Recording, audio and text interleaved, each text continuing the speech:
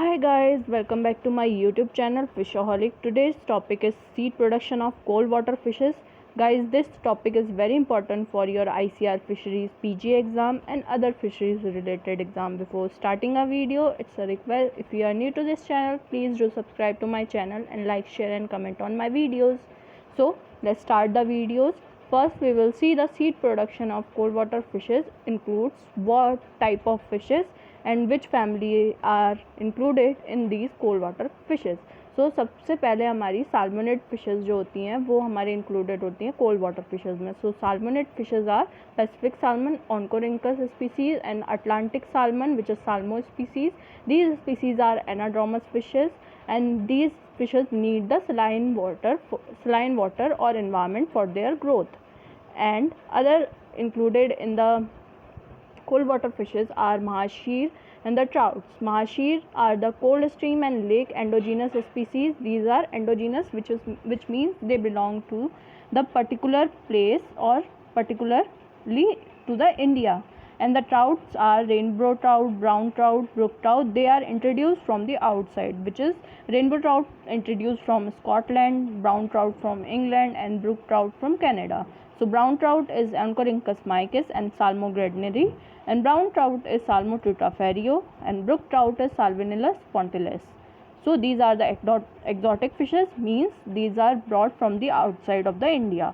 So these are introduced in Jammu Kashmir and the Himachal Pradesh and Nilgiri hills of the Tamil Nadu and Munnar hill range of Kerala.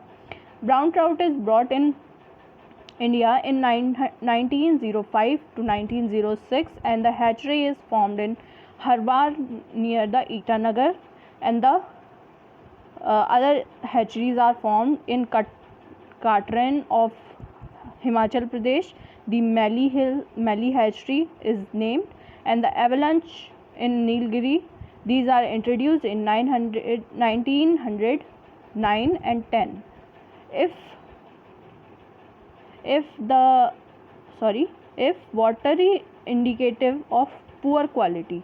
If milt is watery then indicative of poor quality. So seed production के लिए हमारा जो मिल्ट है अगर वो watery होगा तो हमारा जो इंडिकेटिव इफेक्ट होगा वो क्या होगा, ये पुअर क्वालिटी का है. और अगर वाइट और क्रीमिश होगा तो this milt would be of good quality. Trout attain maturity at the end of second year, whereas in males it is 2 to 4 years, age group of between 2 to 4 years, and female used to breed during 3+ year.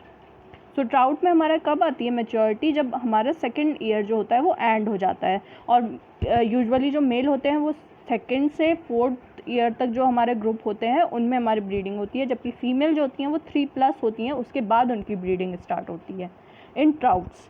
Keep in mind guys. Then the spawning season in brown trout, rainbow trout, brown trout and brook trout. So rainbow trout is from January to May, from Jan to May, and the brown trout and brook trout, keep in mind BB are in brown and brook are in October to January. जब हमारा brown trout और brook trout का ख़त्म होता है breeding season, spawning season, तो हमारा rainbow trout का स्टार्ट होता है. So brown trout and brook trout breed in October to January and rainbow trout breeding occurs in Jan to May. In India, brown and brook trout generally breed from December to January. So ये हमारी जो spawning season है वो all over the world है, जबकि हमारा जो India में है वो जनरली कब होता है ब्राउन ट्राउट और ब्रुक ट्राउट में दिसंबर टू जनवरी, और रेनबो ट्राउट में February to March. Okay guys. Avalanche Tamil Nadu breeds in.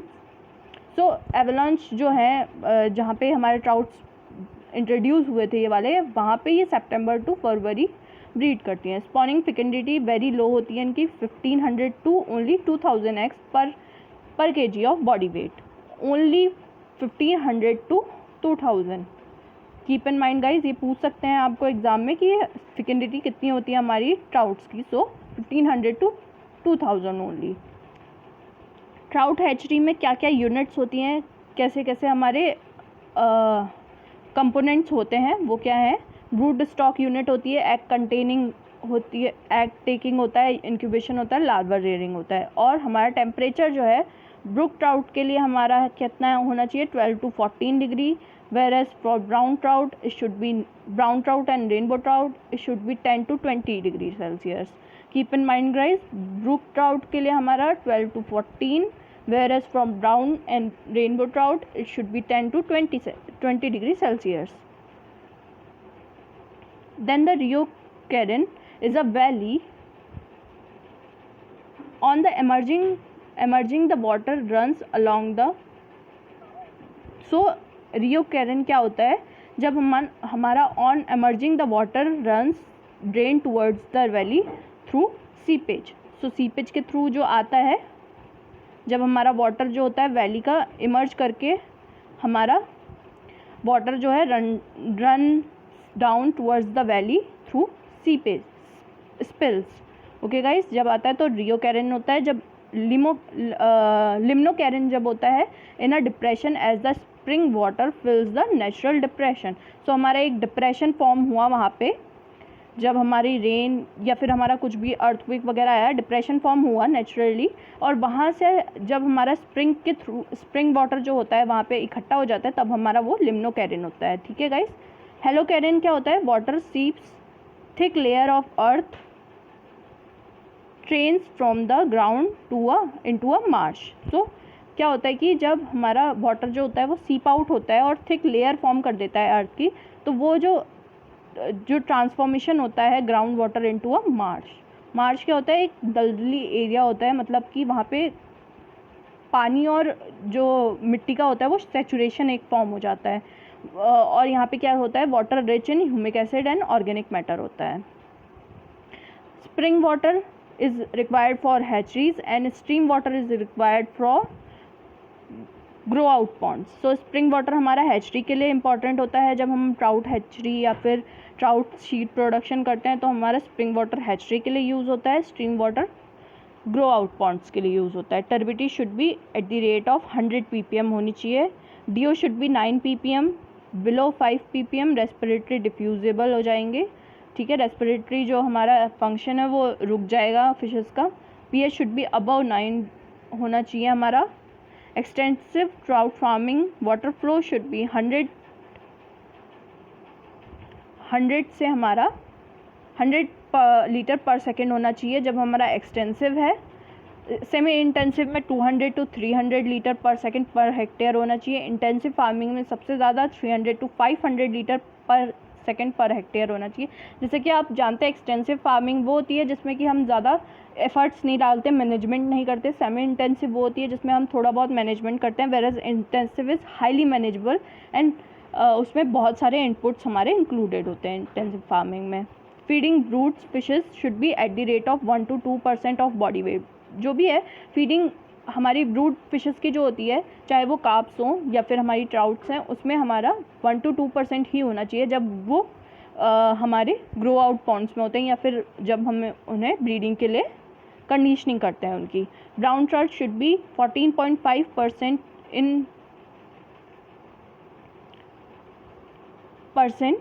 In a egg number per KG होना चाहिए। Sex ratio should be number of males half the number और even 1/3 of the number of female. So half होनी चाहिए, या तो अगर हम 2 ले रहे हैं तो उसका होना चाहिए हमारा 1, हाफ होना चाहिए हमेशा। अगर हम 2 फीमेल ले रहे हैं तो हमारा 1 मेल होना चाहिए हमेशा, या फिर 1/3 होना चाहिए।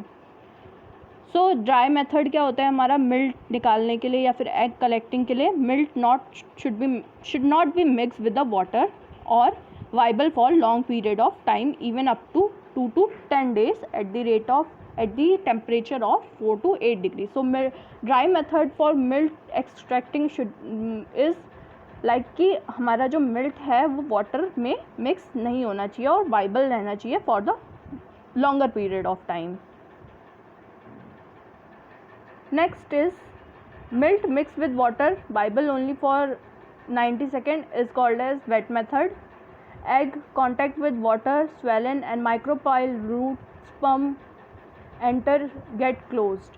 So egg में कैसे एंट्री होती है ये सब आप जानते ही हैं कि एग में एंट्री कैसे होती है। जो हमारा माइक्रोपाइल होता है एग में जब वहाँ पे एंट्री हो जाती है स्पर्म की तो वो क्लोज़ हो जाता है, उसके बाद कोई अदर जो स्पर्म्स हैं वो एंटर नहीं कर पाते, एक स्पर्म की ही कांटेक्ट में आता है एग, ठीक है। फर्टिलाइजेशन होता है 1 सेंटीमीटर क्यूब होते हैं और अबाउट 10,000 मिलियन स्पर्मेटोजोआ होते हैं जब हमारे फर्टिलाइजेशन के लिए एग के पास हमारे जो स्पर्म है वो आता है। Fertilise eggs have greenish tinge hence called as green egg. So trout के जो एग्स होते हैं जब वो फर्टिलाइज हो जाते हैं तो उन्हें ग्रीन एग कहते हैं। क्यों? उनमें ग्रीनिश टिंज होता है तो उसे ग्रीन एग कहते हैं। ट्राउट एग की लेंथ कितनी होती है? 3.5 to 5 mm लेंथ होती है उसकी। वाटर हार्डनिंग ऑफ एग्स क्या होता है? जब egg come in contact with water, volume of egg increase by 20%, swelling of egg makes cell firm and turgid, micropyle get closed.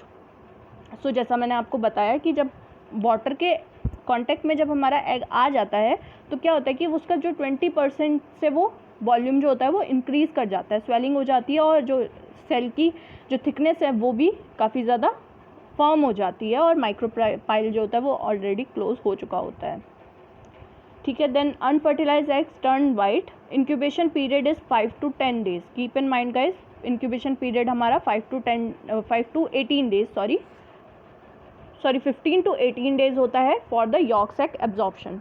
So incubation आपको पता ही है क्या होता है। इंक्यूबेशन वो पीरियड होता है जब हमारा यॉर्क सैक जो होता है वो एब्जॉर्ब होता है। सो इंक्यूबेशन पीरियड ट्राउट्स में होता है 15 to 18 days। Swim-up fry is seen when 2/3 of yolk sac is absorbed and larvae start moving towards the water surface. So हमारा स्विमिंग फ्राई कब होती है? ग्रीन एग के बाद हमारा स्विमिंग फ्राई आता है। देन वो कब आता है? when 2/3 of yolk sac is absorbed and larvae start moving towards the water surface.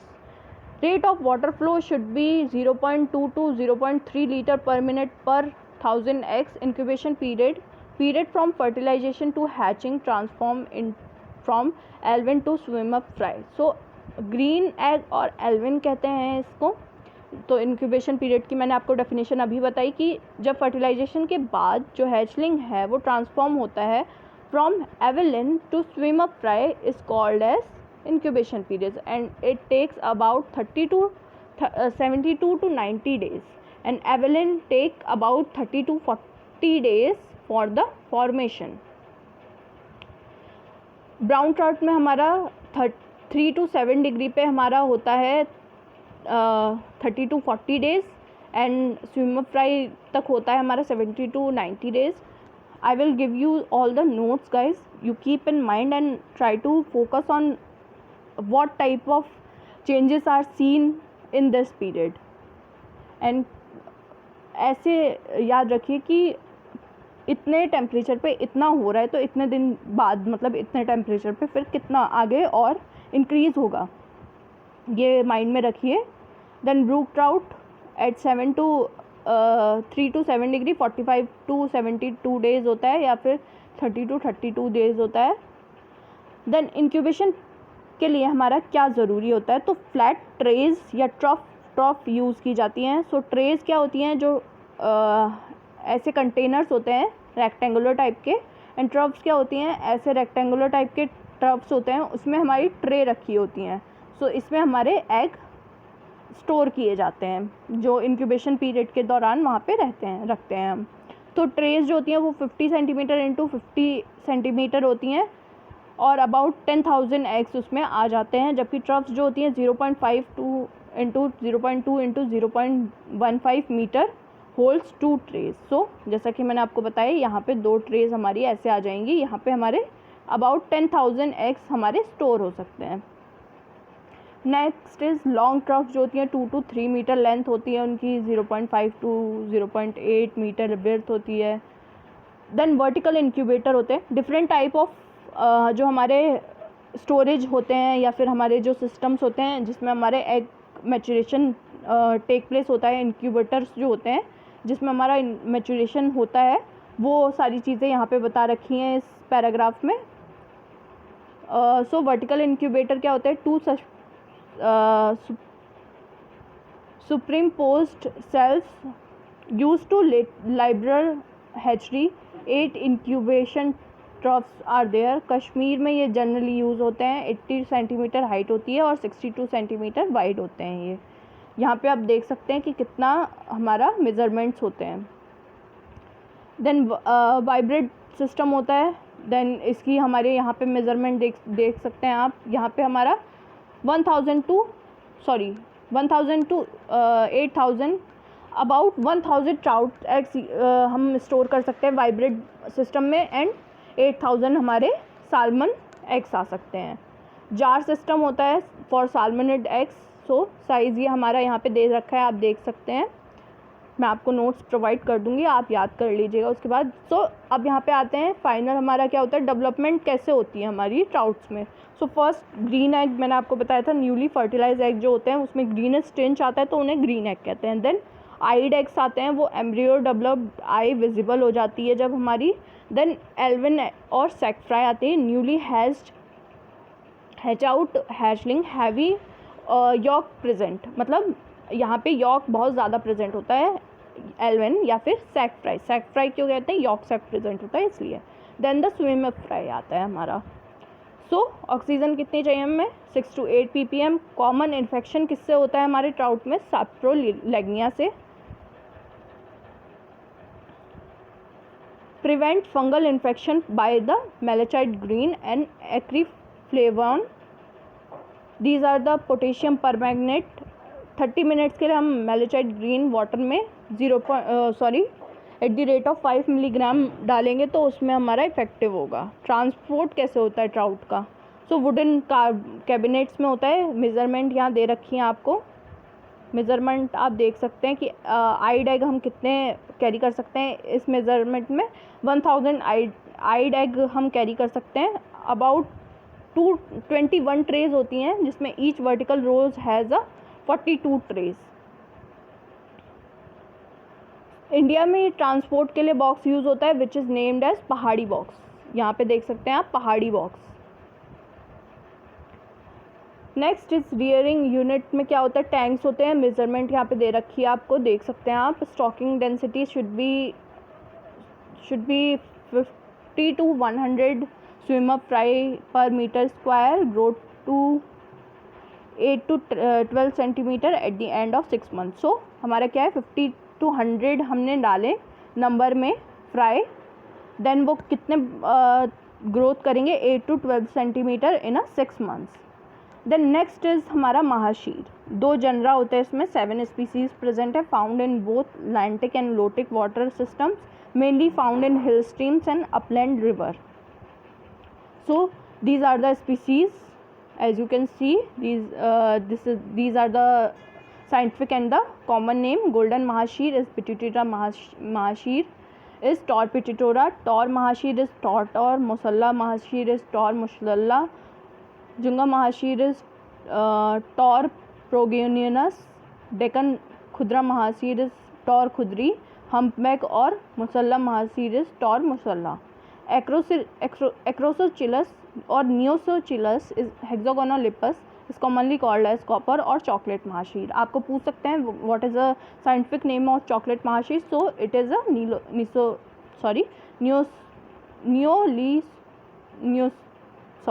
Acrosochilus hexagonolippus. Tor pituitora is 2 to 7 meter long. Tor khudri is present in Mahanadi. Tor is present in Narmada and Tapti. Neosochilus hexagonolippus is present in Assam, China, Myanmar and Nepal. Males mature on 1 to 5 to 2 years, जबकि वहाँ पे हमारा mails कितने में था, 2 to 4 years में हमारा mature और ब्रीडिंग आ जाती है उसमें। और फीमेल जो है आफ्टर 3 years, वहाँ पे भी हमारा ट्राउट में भी 3+ years में ब्रीडिंग होती है वहाँ पे। मेल्स जो होते हैं bright then the females. 3 breeding season होते हैं, May to June, July to October, Jan to February. Keep in mind guys, 3 breeding season होते हैं हमारे महाशीर में, May to June, July to October, Jan to February. Tor khudree July to September में लोनावला में होती है इसकी breeding, whereas tor mussullah mahanadicus में मतलब महानदी में पाई जाती है ये इसमें होती है नवंबर टू दिसंबर। टॉर नाइसोचिलस हेक्सागोनोलिपस में अप्रैल टू अक्टूबर होती है। महाशीर क्या होती है? Migrates upstream into shallow running water stream of 13 to 40 centimetre water depth में ये जाके हमारा लीव करती हैं और इनका निच होता है ये। फिकनिटी कितनी होती है? वेरी लो होती है। आगे चलते हैं guys. Next is hatchery technology. So hatchery technology mahseer की डेवलप हुई है national research centre on cold water fisheries Bhimtal Nainital, which is an old name of DCFR, which is directorate of cold water fisheries Bhimtal district Nainital, and the Tata Power Company Limited, which is present in Lonavala, Pune, Maharashtra. So for incubation or for induced breeding for female, 2 doses, initial doses 6 mg per kg of body weight and final doses 12 mg per kg of body weight for the seed production. Ovaprim is given 0.6 to 0.8 ml per kg of body weight to female, 0.2 to 0.3 ml kg पर kg of body weight to male. Keep in mind guys, ये पूछ सकते हैं कि कितना हमारा doses दी जाती हैं to the mahseer for the induce breeding. Fertilise eggs कैसे होता है हमारे? डिमर्सल होते हैं, लेमन येलो कलर के होते हैं, ब्राउन गोल्डन इन कलर होते हैं. ये डिफरेंट एस्पेक्ट्स के अकॉर्डिंग होते हैं हमारे. वहाँ पे फर्टिलाइज एग्स कैसे होते हैं? ग्रीन कलर के, तो उन्हें क्या कहते थे? Green fry in trouts. Water harden fertilize eggs about 2.8 to 3.2 mm in tor khudri and 2 to 3.6 mm in tor petitora. Incubation period कितना है? 76 आवर्स to 96 आवर्स. वहाँ पे इंक्यूबेशन पीरियड कितना था? 18 to 72 आवर्स. एवरेज हमारा 82 आवर्स का होता है at water temperature of 19 degree to 24 degree Celsius. Newly hatched larvae measures about 8.5 to 9 mm. Yolk sac absorption completed in 2 weeks or 10 to 12 days. Larva 10 days measured this much. You can see feed on zooplankton, moina and daphnia. They are stocked at the rate of 240 numbers per meter square in nursery tank. Artificial feeding is 5 to 6 times per day. Rice bran and oil cake is given in 1:1 proportion. Thanks for watching guys. Do subscribe to my channel if you want to prepare for your ICR Fisheries PG exam and other fisheries related exam. You can also follow me on Instagram, and on my Telegram channel you will get all the notes PDF of these. Thanks for watching.